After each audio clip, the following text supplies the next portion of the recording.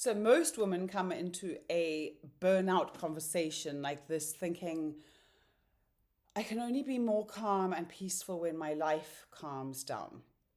But I want to show you something different today.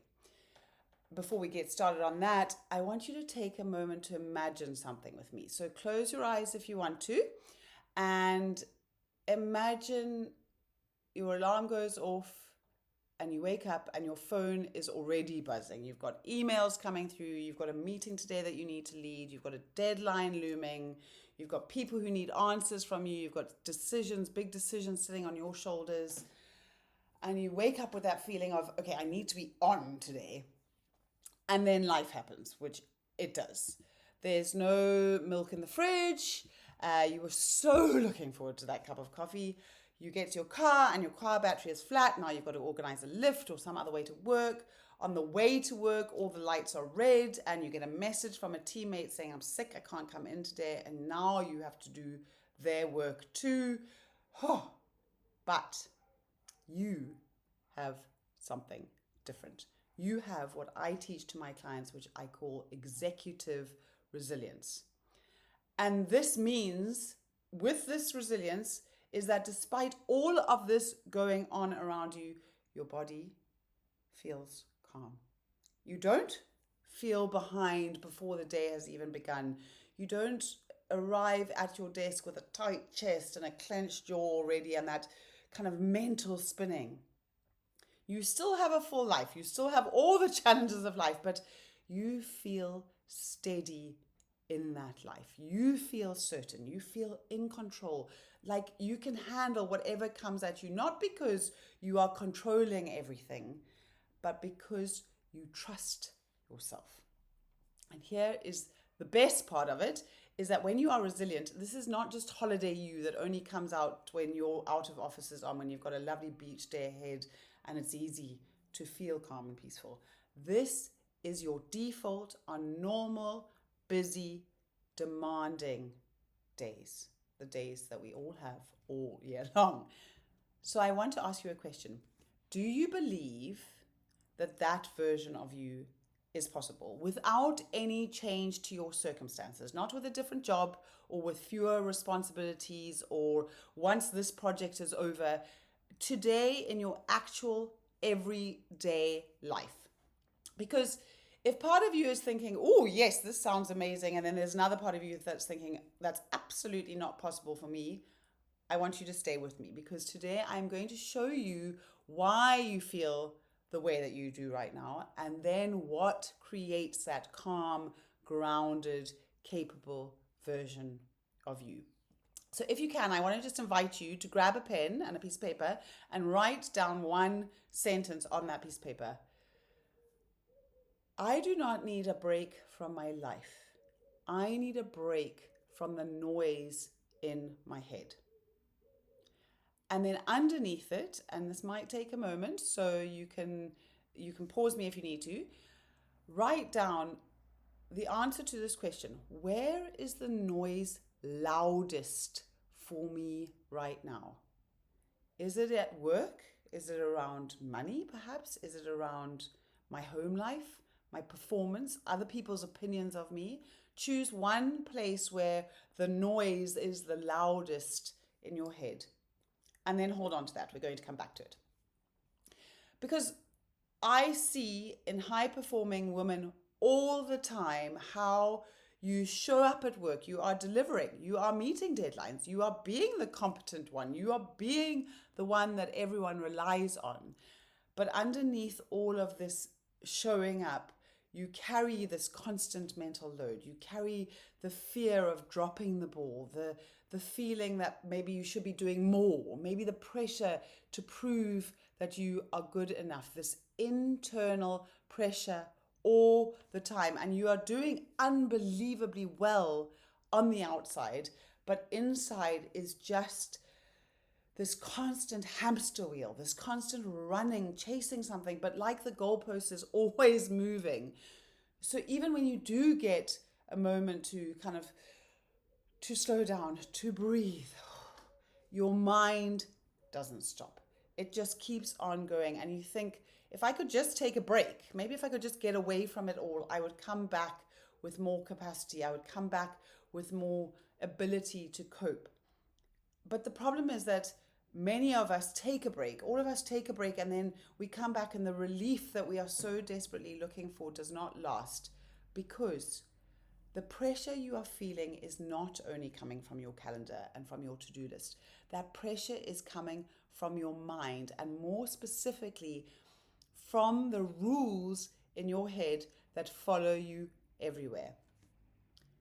So when we think about burnout, I want you to know that your workload is not what is burning you out. It is your worth rules that are burning you out. If burnout was just a problem of doing too much, then when we rested, when we moved away from things, that would fix it.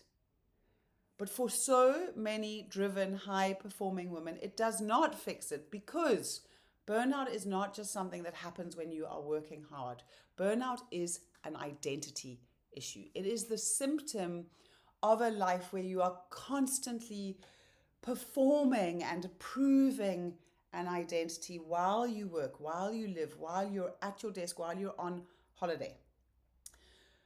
So let's think about your latest performance review quickly. What were the measurements of your performance? I imagine that it was what you did and what you didn't do to reach your targets or to not reach your targets. It was all about behavior, all about actions, all about output. But there is one question that nobody asks in a performance review, and that is the question, who were you being that led to what you were doing? Because your performance, whether it's at work, whether it's at home, whether it's in your relationships, is not only about what you do. What you do is kind of downstream from the main thing, and upstream over here is your identity. And burnout is often what happens when your identity is based on performance-based pay. So in other words, somewhere along the line, your nervous system learned, I am safe when I achieve. I belong when I am impressive, when I do things well. I'm valuable when I'm needed. I can only rest when everything is done. And so you sit with these rules, these internal rules, which then create internal pressure, even when life looks fine and calm and peaceful. So let's look at it this way. If you have that piece of paper that you wrote that sentence on, and you wrote where the noise is the loudest, draw an iceberg for me. So here's an iceberg with a water line. Above the water line, that is the 10% that everyone can see. That is your behavior. So maybe it's your tone of voice, it's your productivity, how patient you are, how you set boundaries, how you react to things, how you cope, how you manage. And this behavior above the waterline leads to your results. That little bit is what everyone comments on. But the 90% beneath the waterline, this is where your real performance lives. Under the waterline are your identity stories, those rules that you've been living by without even realizing it. They are subconscious. So rules like I mustn't disappoint, or I have to prove myself, or I need to be strong, I need to be perfect. And these stories don't just create thoughts in your head, they then create this experience of stress in your body, which then creates reactivity above the waterline, which then creates exhaustion, anxiety, and eventually burnout. So you do not need a new planner. You don't need more discipline and more willpower. You need a new operating system. And I just want to introduce you, going back to that idea of stress, I want to introduce you to a concept that might help this just to click into place a little bit more. There are two kinds of stress.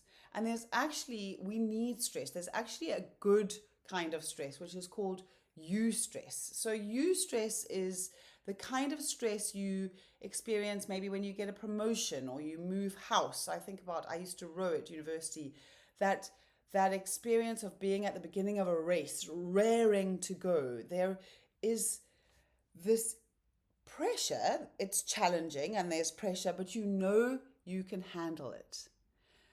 But it's when the story in your head shifts, where the challenge turns into a threat. Oh, I don't know that I've got this. I don't know that I can do this. I don't know that I'm good enough. That eustress then turns into the stress that we all know, into distress. And suddenly you feel like you can't cope. The pressure feels unmanageable. And high-performing women often shift into this place of distress, not because the work is too hard, but because an identity rule gets activated. So maybe it's that rule of, I can't fail. I can't fall behind. I can't disappoint. If I don't say yes, they'll think I'm not committed. If I don't hold it all together, they'll know that I'm not capable. So the same workload that could have been eustress with a different story becomes distress because of the story that's running under the waterline of your iceberg. And why does this happen? Well, because when your brain perceives a threat, and for us high-performing driven women, being behind or not getting it right counts as a threat. Your body goes into survival mode. So biologically, stress hormones rise. You've got cortisol that's pumping through your body. Your blood moves to your extremities. Your body is preparing to fight this thing or to run away from it. And the part of your brain that you need most, your rational, strategic, creative, this executive brain, your prefrontal cortex, goes offline. It does, you have no access to it. So you end up reacting instead of responding. You make mistakes, you snap, you overthink, then you try to control, and then you spiral into anxiety, and eventually you land up in burnout. And there is absolutely nothing weak, nothing ill-disciplined about you when this happens. It's actually your very clever nervous system doing exactly what it was designed to do. But the problem is we are no longer standing in the face of a lion or a tiger anymore. What your nervous system is reacting to is what your identity says is at stake. So I want to make a really clear distinction here because this is important. I teach resilience for overwhelmed working mums, and there is what I call identity-led resilience in response to this identity-based stress that we are experiencing. And identity-led resilience is what changes the rules under the waterline. So it is the inner work of shifting those identity stories that are creating this pressure that we experience.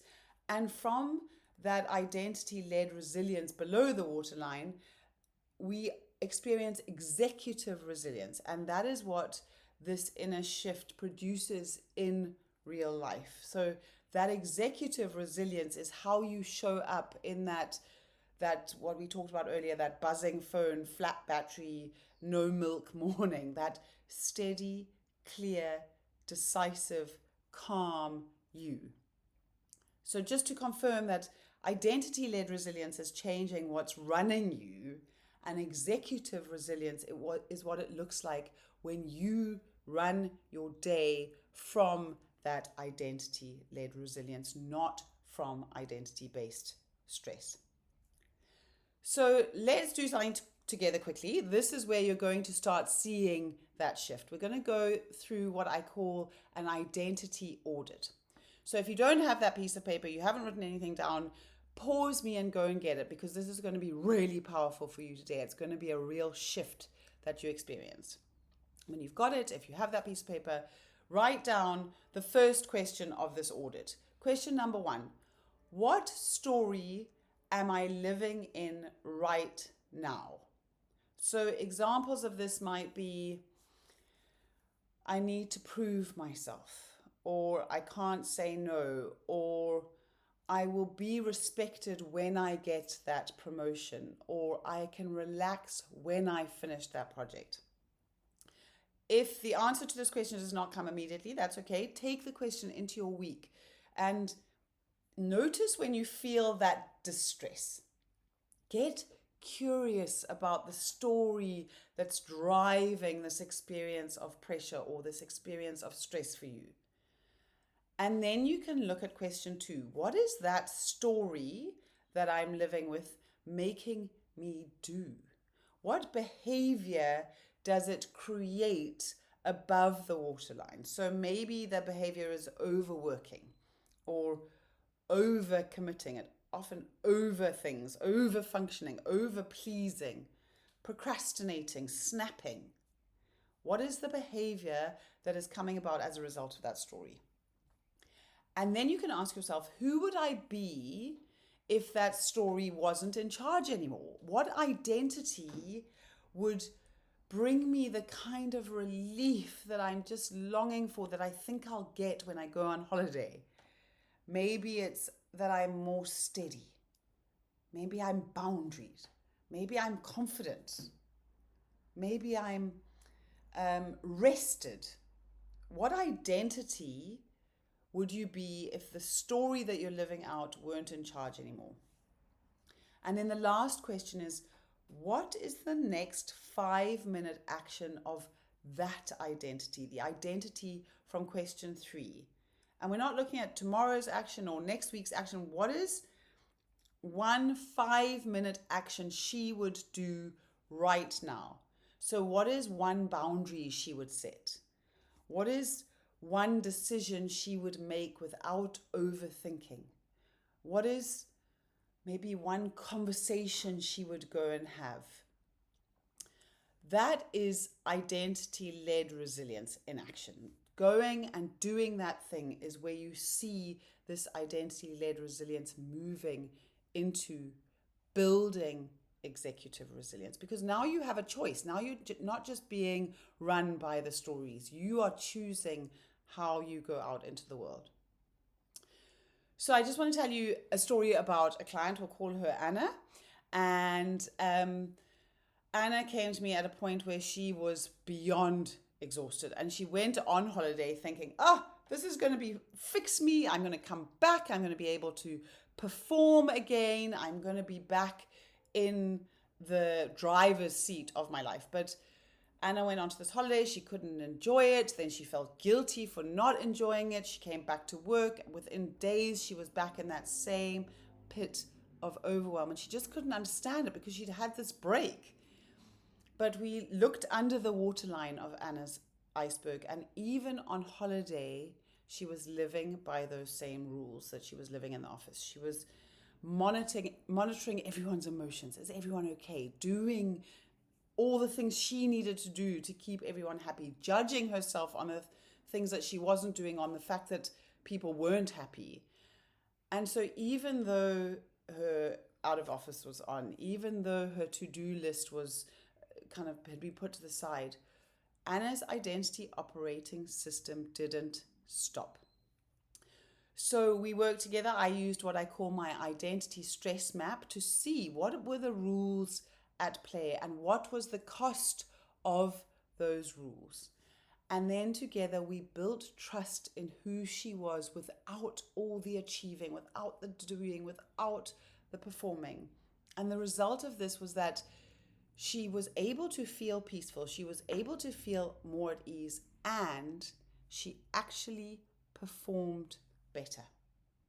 She stopped working late into the night and panicking about deadlines and getting overwrought. She was focused. She was boundaried. She had energy to do the things she loved doing outside of the office. And so going into work started to feel so much more exciting rather than that dread that she felt when she was in overwhelm and burnout. And this is so possible for you. I work predominantly with working mums because Motherhood just exposes these stories like nothing else on earth, but this is not just a mum problem. This is a high performing woman problem, because these identity rules activate you whenever you feel responsible, whenever you feel like you're being assessed, like you're behind, like you're not enough, like you're under pressure to deliver. So it doesn't matter if you're leading a team or leading a home or just leading your life. Identity-led resilience is the key to standing firm and steady, to performing at your best, and to doing so with joy. That is the best part of it. So let's go back to that place that you wrote earlier where the noise is the loudest. And I want you to take a moment and ask yourself, what rule is running me in that place? Who do I have to be in that place? And then I just want you to write down one more thing. Real rest is not the absence of work. Real rest is the absence of pressure. That is the shift. You do not need to escape. You don't need a quieter life. You don't need a holiday to have a rest. You can have a rest today. You can be rested when you have less identity-based pressure. And that happens when you build identity-led resilience, which then produces your executive-led resilience.